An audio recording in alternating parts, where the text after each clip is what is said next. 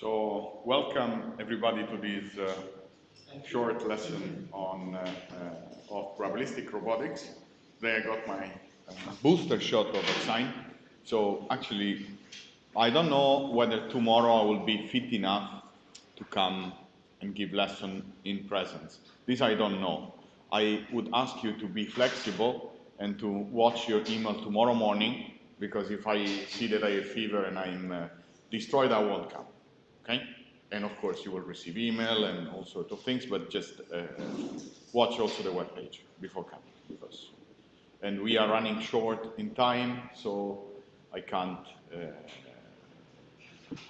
keep lessons as if they were useless. All right, so in this short lesson that was expected to be done in the other, let's say this way, streaming time, we will try to connect the circle and to analyze the outcome of least squares from a point of view of uncertainty.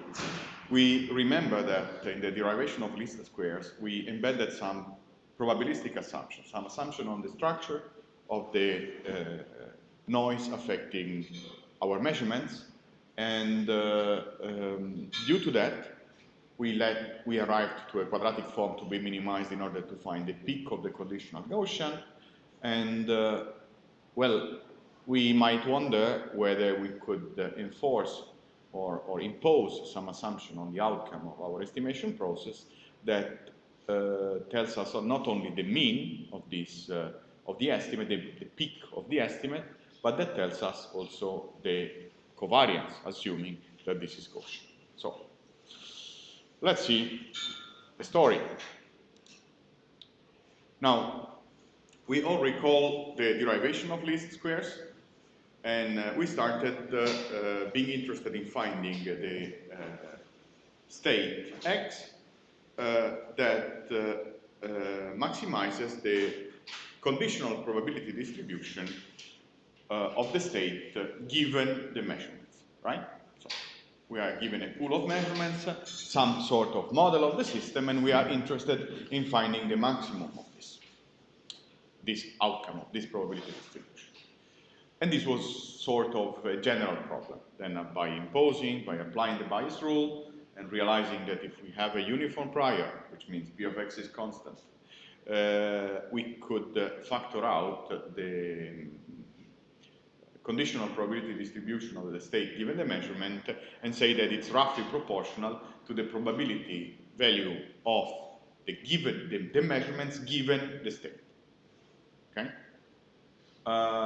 Remember that the measurements are always a constant in our estimation process because they come from the facts, they come from the sensor, so we can't change what our sensor gives us.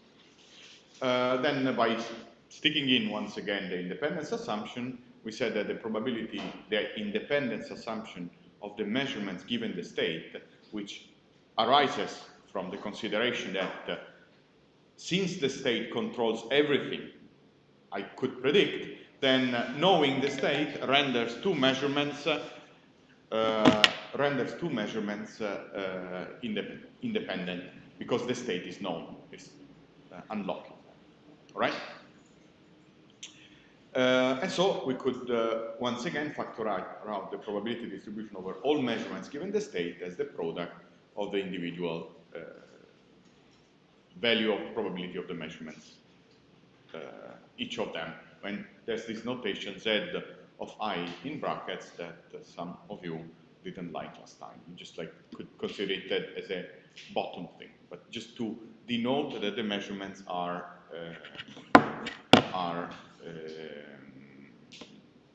potentially arising even from different sensors. Okay?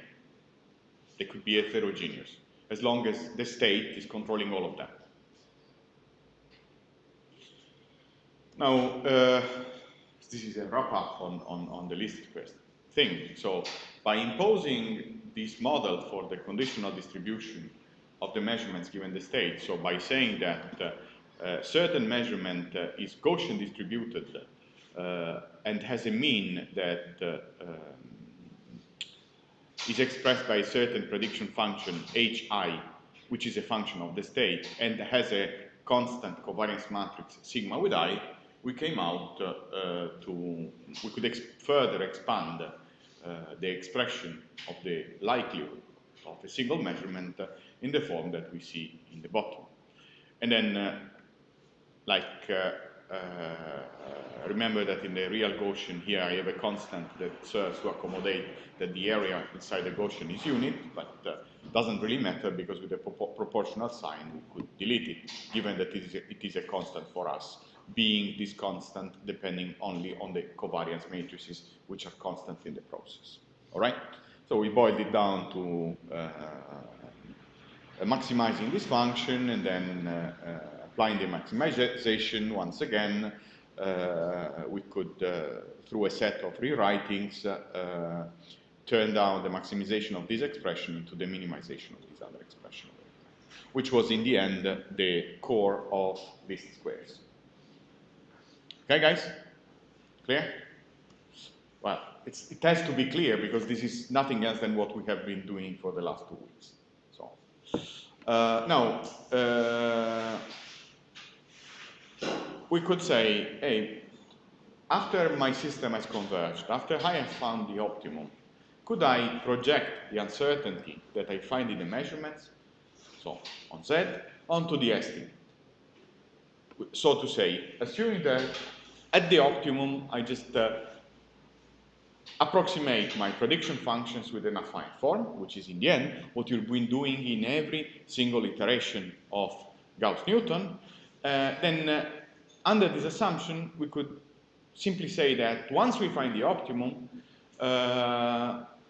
in a local neighborhood of this optimum, we could gather a Gaussian, the parameters of a Gaussian distribution representing the uncertainty of our estimate. That clear? And how do we do? Exactly as we did in Kalman. We calculate we apply the chain rule to P of x times P of z given x, and then we condition on z. Okay? Is that clear? Simple. Right, now let's reason a little bit about what happens around the optimum, and then let's introduce some symbols. Let's say that x star is my optimum, so the position that I have found in my error surface, so to say, that results in the smaller error, and therefore in the highest value of my conditional Gaussian, right? So let's say that this particular position at the optimum, in order to calculate the error, I also have to calculate a bunch of predictions, right? So for each given the optimum state, through the prediction function, I can calculate what is the predicted measurement at the optimum for a certain index I. Clear? And let's call it, without an abuse of notation, Z star. Okay? Clear? Very good. Now, we could observe, trivially, that we could approximate the prediction function around the optimum x as it's with its Taylor expansion. No? Sounds it's always the same game.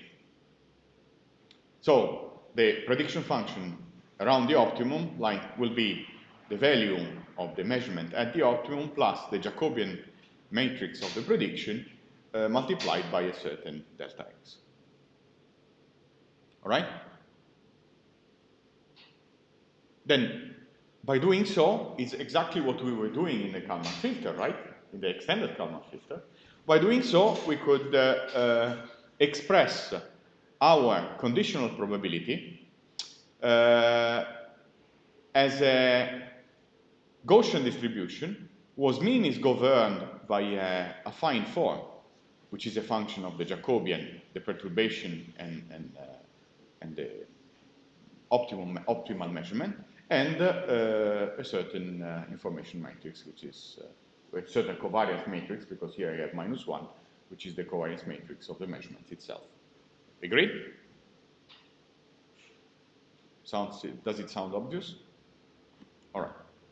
Now, but this was one measurement, only one, right? We have a stack of them.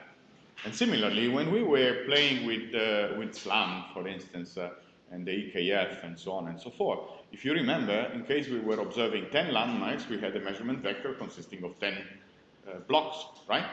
And what we could do is to calculate a huge measurement vector, which consists of the stacking of all the measurements, Z1, Z2, Z3, and so on and so forth, each one with its own Jacobian matrix, which we will see in a second. Now, let's write down the expression of the joint likelihood, which is the likelihood, likelihood is P of Z given X, of all the pool of my measurements. So when you see this Z here without the index, it means like the global stacked measurement, the family of them. The part, right? Now, we could say that this Z is a random variable, which is conditional with respect to, which is conditioned by the value of the perturbation delta X, and it has a certain mean mu Z, and a certain covariance that, in order not to know what it is, I just call it omega Z to the minus 1. Okay? Then, remember that each of the measurement is expressed by an affine form, right?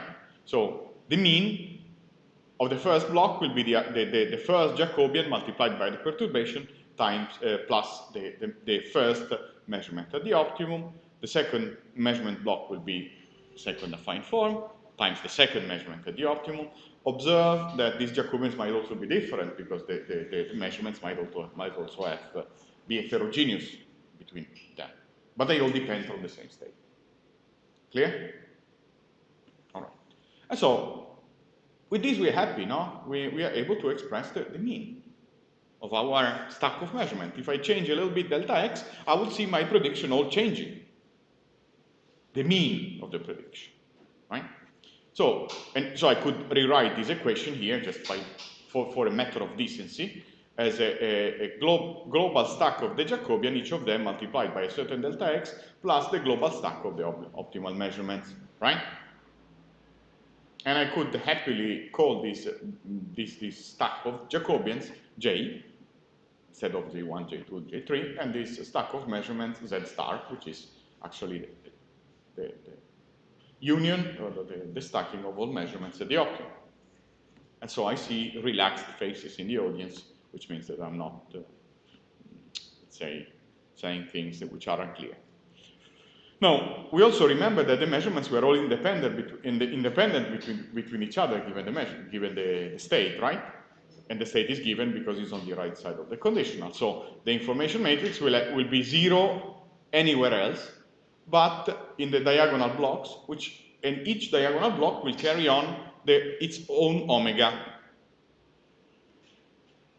Does it sound reasonable? Very good. Okay. So what we have done now is to massage basically our generic nonlinear function and boil it to an affine form for which we can play with the Gaussian rules. Okay.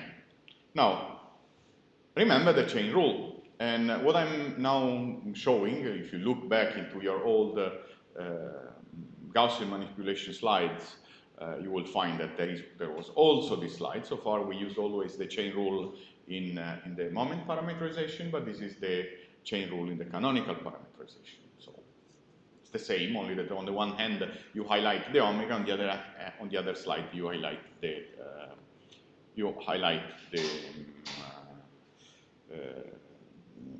sigma. Okay.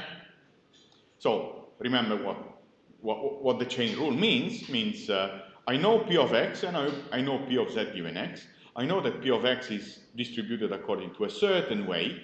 Let's say that it's distributed according to X star, because it's a Gaussian, let's say, was mean is X star, and was covariant, a certain covariance sigma X that I don't know for the moment. Okay? And my conditional distribution, well, I've already written before, a second ago, and is nothing else than the Jacobian, a Gaussian distribution that takes place over the whole stack of measurements, and which is controlled by j delta x, which is x minus x star, is my perturbation, plus the optimal measurements, and a certain covariance matrix sequence. Right? These are the ingredients. And what I want to do is to calculate the joint distribution, which is a Gaussian, which will live in a parameter space, which is the dimension of z plus the dimension of x, so larger, which will express the conditioning, the relation, let's say, between the two. Okay? So clearly this joint distribution will be a normal distribution with mean mu of x and z and covariance sigma x and z. Because in this case, with these restrictions, yeah, the outcome, we know that the outcome will be once again a Gaussian distribution. Clear? All obvious. Now, what are the parameters of this conditional Gaussian?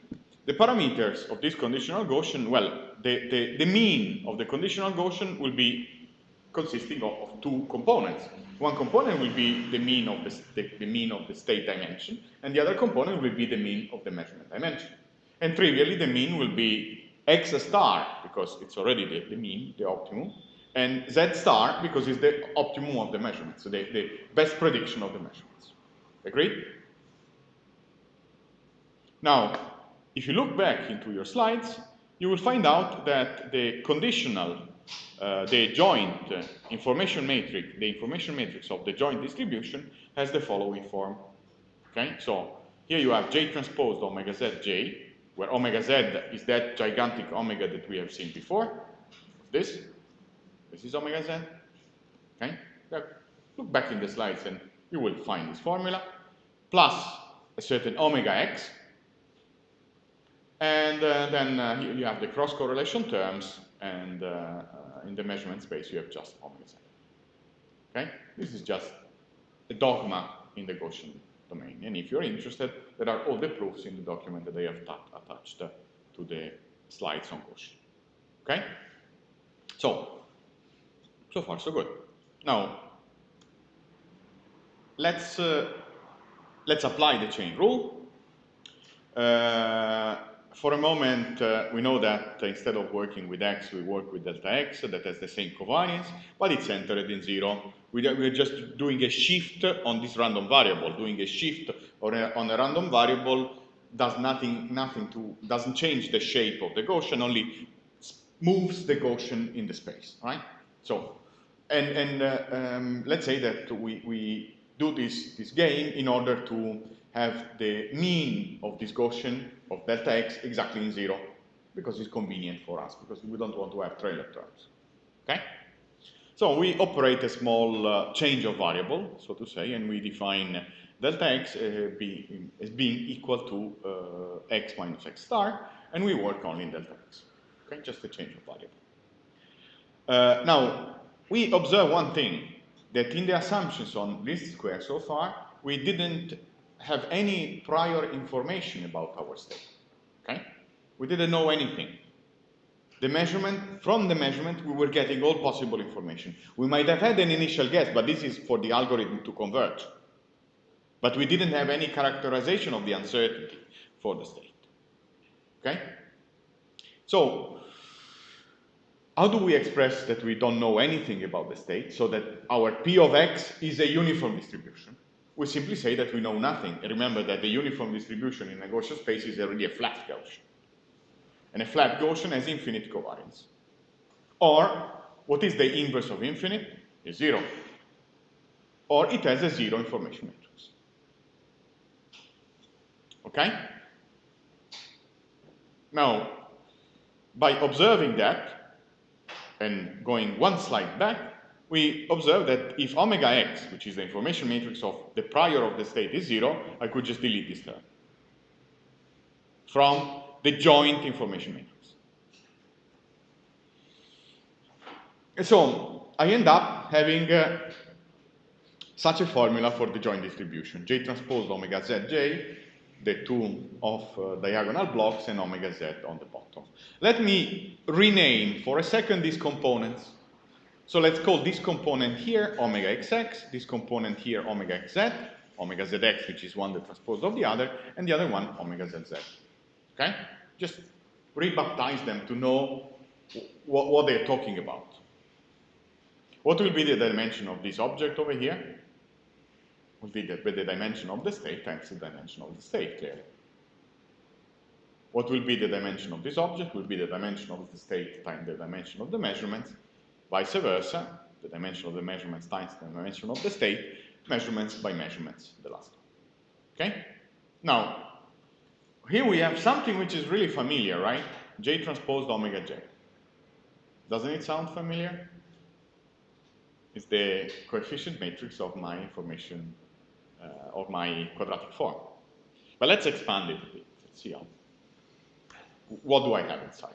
And let me write in extension. Now, before I compressed all the Jacobians into J, and now I'm expanding them again.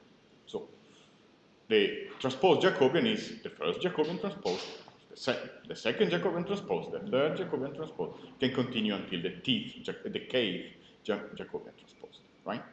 I mean, if I have this on the one side, I will have this on the other side. The omega is this. It's a diagonal information matrix. And then if you have this humongous fun in doing the products one after the other, you find that this outer product here is nothing else than this times this times this, plus this times this times this, and so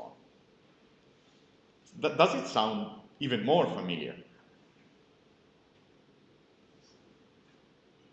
What is this sum over here? Well, each of these blocks is nothing else than the matrix that we called HI, which is the contribution to the quadratic form of the ith measurement. And the sum of all of them is nothing else than H. Clear?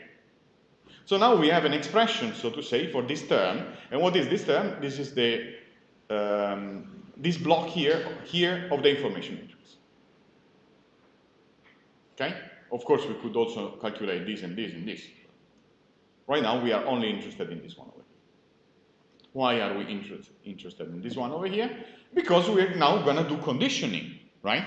By doing conditioning on Z star, actually, which is on Z, sorry, we will be able to calculate the parameters of this joint distribution over the state and measurements.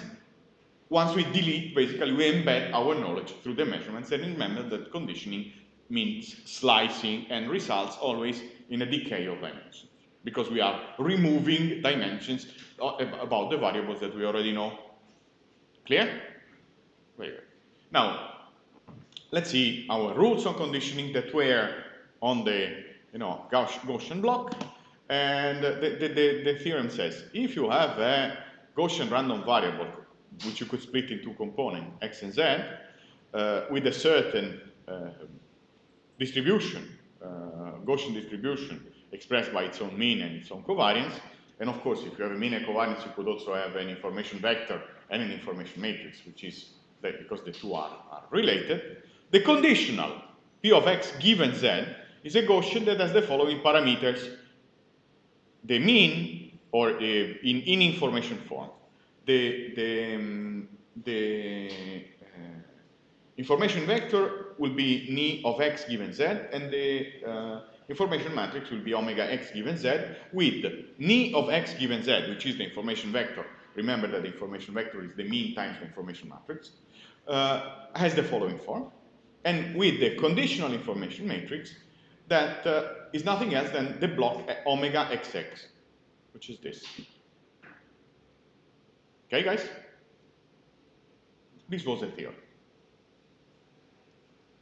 So basically, we have found omega xx. But how much is omega xx? If you recall, omega xx is nothing else than our h. One slide before. Okay? Now, there's still something which is disturbing us, which is this term over here. What is this dirty information vector and how much is it? Let's see. Now, instead of working with the information vector, which is a little bit more difficult to imagine, right? Because it's a mean times an information matrix, let's go back basically to the mean itself, okay? And let's pull out the other form of conditioning, which is the Gaussian form of conditioning, okay? And if you look in the other form of conditioning, you will find out that mu x given z has the following expression, okay? So just I mean, you can also play with it. You can have a Gaussian which is represented with a mean, an information matrix. You can have an information vector and a covariance. You can do whatever you want. Because once you have these two parameters, you can always go from one to the other. Okay? Now, what is mu of x given z if you look at the conditioning rule in the moment parameterization? Is nothing else than the optimal state, x star, because remember that our mean, our original mean was over the measurement was x star, plus sigma xz, sigma zz to the minus 1, which multiplies the difference between the actual measurement and the predicted measurement at the optimum. Okay? Now, remember that we have carried on an optimization. Okay? If we have carried on an optimization, this optimization has the goal of minimizing the difference between the prediction and the observation. So we can hope that this number here will be small. Okay? Which is also consistent with all the work that we have done, because what we are doing is to find the peak of the conditional distribution, right? Which is, by construction, its mean. So basically, if this number is small, we could roughly say that mu x given z is nothing else than the x star, which is the peak of the Gaussian that we wanted to find. Of course, all this reasoning is valid only around the optimum, because you might have a very articulated error surface that has multiple, up and down, and then in this way you just calculating an information, a Gaussian distribution that fits that part of the true distribution, local. But anyway, the mean will be the mean at the optimum, the one reported by Gauss-Newton, and the covariance matrix is nothing else than the inverse of the H matrix. And then we have the closure, right? And if you look carefully, basically the Gauss-Newton thing is mostly like the update step of the Kalman filter. There are strong resemblances in that. All right. I mean, I think this concludes this lesson that was very, very short. Now, if you fit, I could also kick in another argument, because I don't know if tomorrow I will be alive or not. Are you fit? Are there questions at all? Are there questions in the class?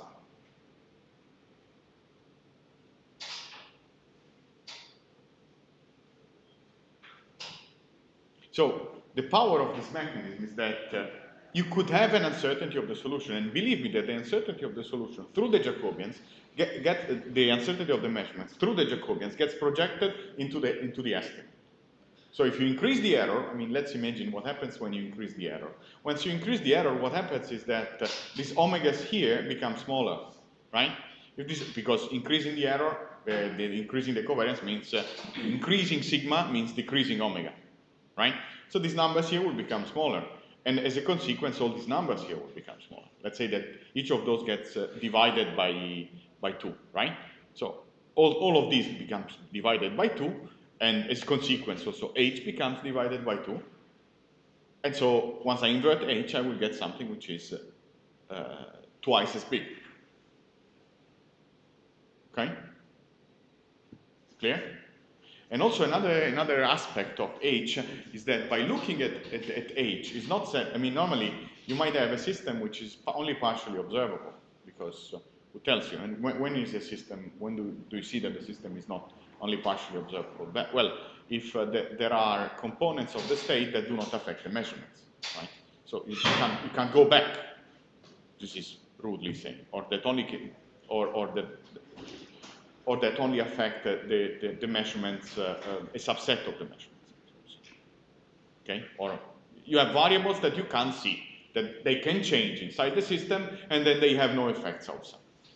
Okay, now. If this happens, what do you expect that will happen to your H matrix? Let's restrict ourselves only to consider a case like that. We have only one single measure, okay? Now, what happens to the Jacobian matrix when I have that a component of the state is not observable? This means that this component of the state will have a 0 row in the Jacobian, right? Is that clear? Because if I can't observe a component of the state. However I change it, the measurement will not change, and as a consequence, I will have a 0 row in that part of the Jacobian, right? Now, if you have a matrix, let's imagine for simplicity that we have a one-dimensional measurement, right? If we have our one-dimensional measurement, the Jacobian will be a matrix which is 1 times the dimension of the state. Let's say that we have a state which is composed by 2 elements, and one of the two components is 0 in the Jacobian. So what happens if you multiply a matrix which has a number and 0 times by itself transposed? You have a matrix which has rank 1, right? You have a falling rank. This means such matrix is not inverted. Okay? Is that clear? And what does it mean that it's not invertible, this matrix? It means that basically it's not a perfect quadratic form. It's not positive definite. Because a matrix that is positive definite has all eigenvalues which are greater than 0. Right? And what does it mean in an eigenform, when you think about the eigenvalues, that you have an eigenvector which is 0 in the information matrix? Well, if you would invert, imagine that you have a diagonal matrix which has a 1 and a 0. If you invert this, if you could, you will get a covariance matrix which has a 1 and infinite instead of a 0. And what does it mean? This means that that 0, that component of the state, has an infinite uncertainty. Okay? Do you visualize that? So by the way the H matrix is constructed, if you have a falling rank if you have a 0 column in the Jacobian, this means that this Jacobian will not, the changes in the variable, this variable will not be observable through the measurements. And this means that once I get a rank deficient system, that I cannot solve directly. Because it's like you have an underdetermined system, because you don't know anything about that single variable. Is that clear? And you also might have combinations of state variables which are unobservable, because the shape of J might be arbitrary. But the message is that by analyzing the rank of the matrix H, you figure out, and also that its null space, you determine which linear combination of the state variable is not observable at the optimum. And this is one simplistic case, like normally I like to do the servants counts, i conti della serpa, come dicono a Roma. And the question is, let us thinking about the degrees of freedom, and that a lot of things are already in the mathematics. Now, think about ICP, right? And think about how many points do I need to calculate the solution. Now, imagine that these are two reference systems. This is 1 point. And if I have one single point, how many degrees of freedom is the solution having? Well, I might, if I have 1 point, it means that I could find for sure an infinity of potential solutions that zero this error, right? Because I have two reference systems. Imagine that this is the point that matches, so I could, any of those potential solutions, no, would be a good one, right? Do you agree with me? So let's dismount it. How many degrees of freedom? How could I move with this system? I could spin along this axis, right? And then the error would say stay 0. So for sure I have 1 degree of freedom. Then what else could I do? I could move along this axis, right? So I have a second that rotate along this axis over here, and I have a second degree of freedom. And the third degree of freedom is that I could move along this axis. Okay, guys?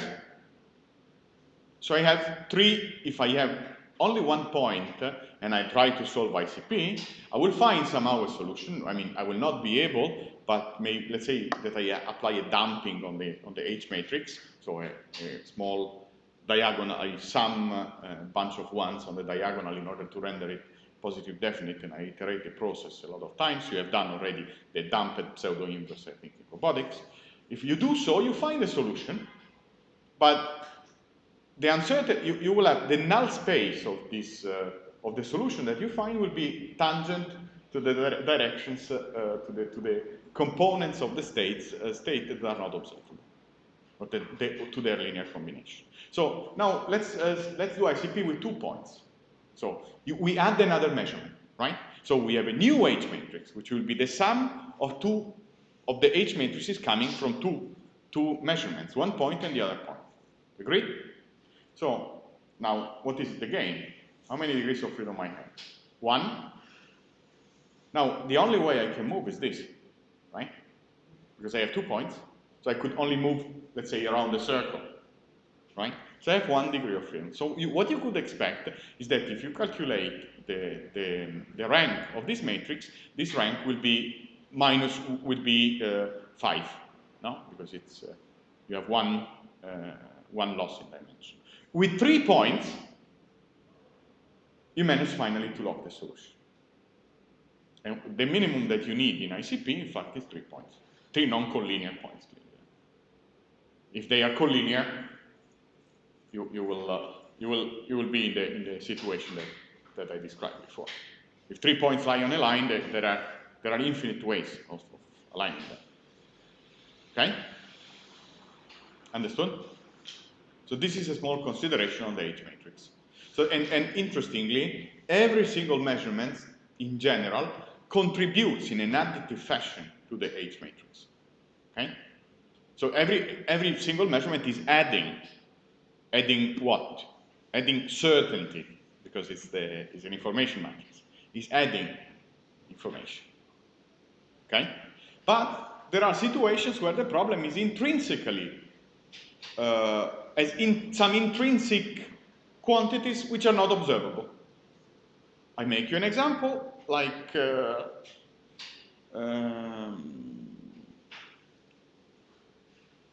once you want to estimate the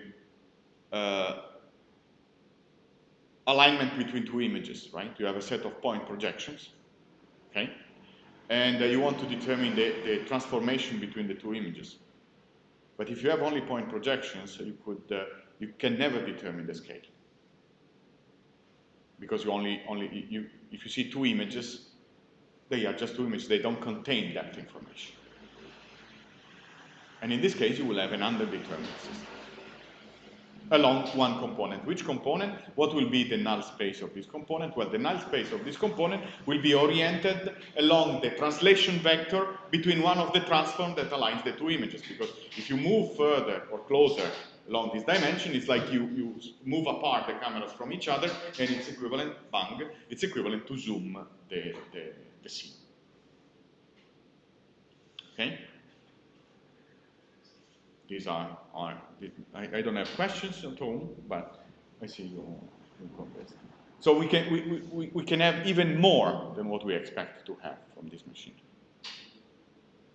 And like, what do I do if I have an underdetermined thing? Well, you think about your problem, right? First, if you have an underdetermined thing. And the second aspect that you could do is to insert a prior. So you could insert a prior on the state. In the end, inserting a prior is equivalent to just saying that you add an information matrix, which is the identity to our pool of measurements, to this pool of measurements. So you just add a certain number of ones, and these ones would express basically would represent a damping. And this means I believe that my state is where it is. And then in the end, this way you get a system that is somehow solvable. This is one way. And the other way is that you think a little bit about your problem, and maybe you remove from the state some of the state components, which are those state components that, if known, would render the system completely determined. Or another example that you could do, for instance, in this image alignment issue, you could add a new measurement, external measurement from a different sensor that, for instance, measures the distance between the location of the cameras from where you applied, where you calculated the projection. That clear? Because if I would know the distance between these 2 objects, then I would not have any more the scale ambiguity. And this is more or less the story. Are there other questions from home, from here? Folks? I move here because there's this ray of power that is blinding me. Even if I don't have it in the eyes, it's really disturbing. Other questions? No questions? All fine? I like it. Now we will be going to the closure. So now I have still 20 minutes, and in 20 minutes I can do plenty of stuff. Do you feel fit to start the lesson of tomorrow on the manifolds, or do you want me to do something else?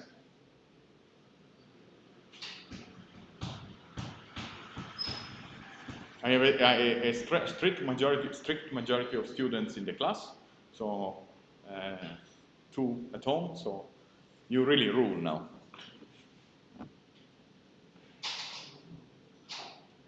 How much can we do in 20 minutes? Quite something. I think 20 minutes to introduce the topic might be something. Maybe tomorrow we can restart, right? But now, so that you start thinking about it.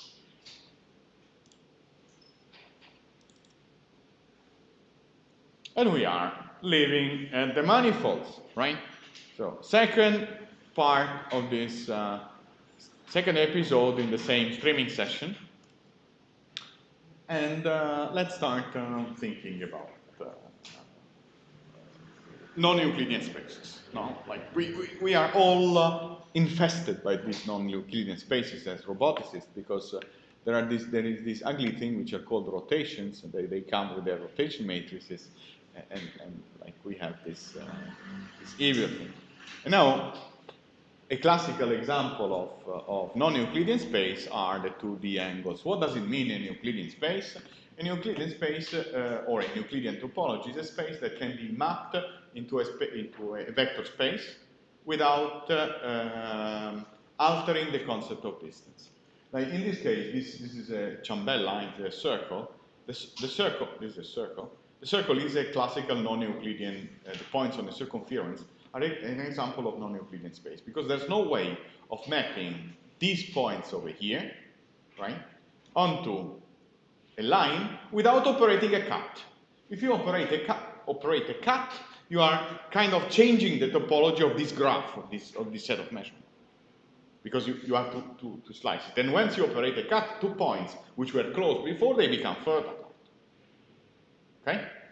But normally, once we measure the distance between 2 elements of this space, measuring the distance, what we do is that, given that we can only sum and subtract numbers, basically, we look at these points into the let's say, their Euclidean mapping, which in this case is a line, and then we say, okay, the distance between x1 and x0, the movement that brings me from x0 to x1 should be this distance over here, right?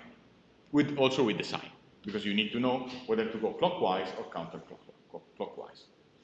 Okay? I have a question before we start this topic.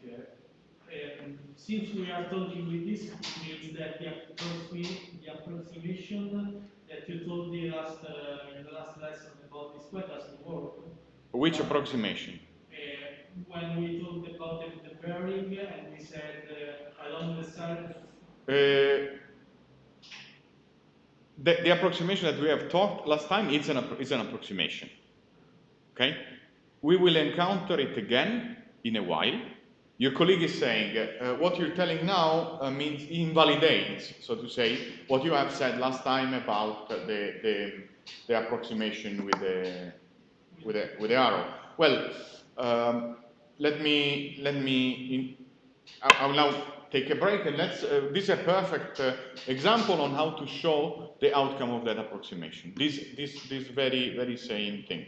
In case your colleague says, okay, last time in the lesson, you said that instead of calculating the difference of 2 angles, you are calculating the difference between 2 unit vectors, right? Now, let's imagine that we are calculating the difference between these 2 unit vectors, no? This one over here and this one over here. What would it be? It would be a unit vector that goes from here to here, and not a non-unit vector that goes from here to here, right? Is that clear? Now, and the same would hold even if I pick up 2 points like that. No, one which is here and the other one which is here, as we will see in the next example. Now, the difference between these two will be a vector which goes from here to here, right? Okay? Now, if we think about the norm, the approximation that you were talking about, that we were talking about, and let's think about the norm of the vector difference. Okay? The error that we make when we consider the norm of the difference between unit vectors is the difference between the distance between the 2 points as opposed to the angle on the circumference, right? And that's the approximation that we make, the error that we make in that case. Because the real distance is this one over here, because we are moving on the surface. But the norm of the unit vector would be this segment over here, right? If we, last time I think you said, I don't know if it is a different question, which is, you said we consider the errors in both the direction. So well, that was another way of dealing with that. Okay. I mean, let's say this way. Okay, your colleague is complaining that I didn't explain these things earlier.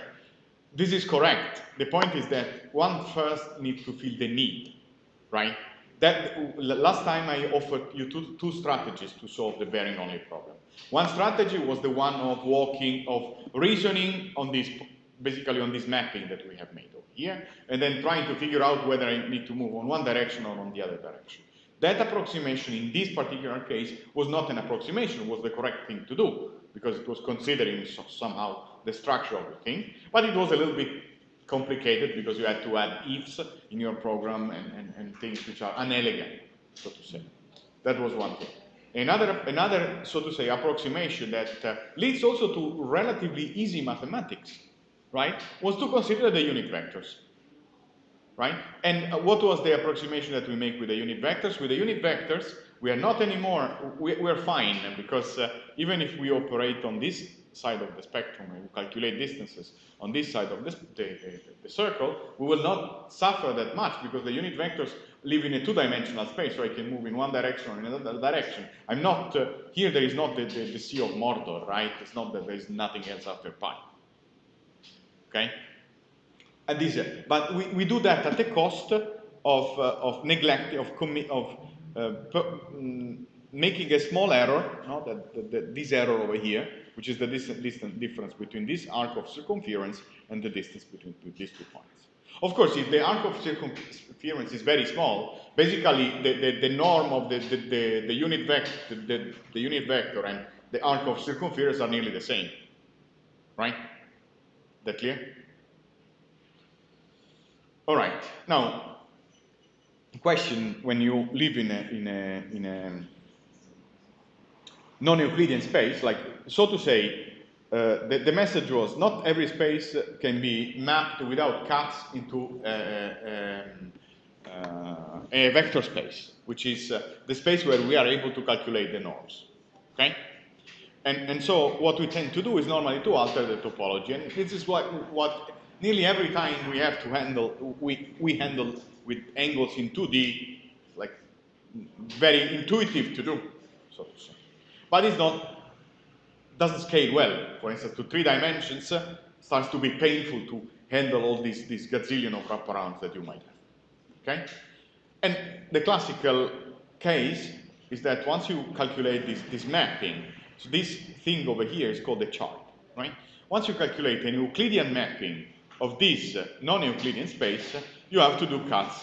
And then what happens if you want to calculate the distance between this point and this point onto this chart? Well, the true distance would be this one, but if you are looking at the line, this is the true distance.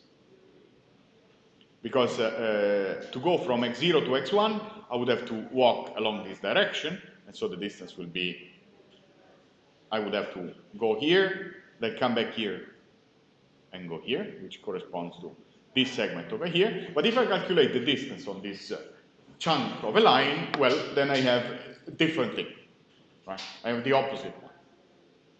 Okay? Clear? That's kind of obvious. Now, you understand what is a Euclidean mapping, right? Euclidean mapping is a flattening of this space, right, around a certain point. So I could express my locally linear mapping on the circle by saying the zero of the circle is the zero of this line. Okay? There's a correspondence. You pick up one point, this point, and then from this point here that you act as an origin, you measure all other points in the game. Okay? But you could do the same, very same mechanism and the very same machinery around any arbitrary point. So you might say that the origin of your chart is pi half, right?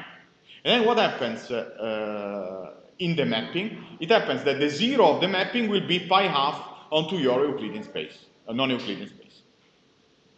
Is that clear? Folks? Yes? Okay. Now, I have an idea. What we introduced the concept of chart, right? What is the chart? The chart is basically a conversion, a mapping between a portion of this non-Euclidean space and a portion of Rn. And the origin of the chart could be constructed in any arbitrary point on the manifold. The classical example is the globe, the world, right? The globe, the sphere, the Earth, and so on, right? Now, when we think about the plant of a city or the Earth, we always think to it as if it was flat, at least when we move locally, right? When we don't take the plane. But in fact, it's not. But what we have is that we have a chart, which is attached to this very specific point, and given that the tangent space, like basically fit a plane which is tangent to the circumference in a specific point, in the specific city.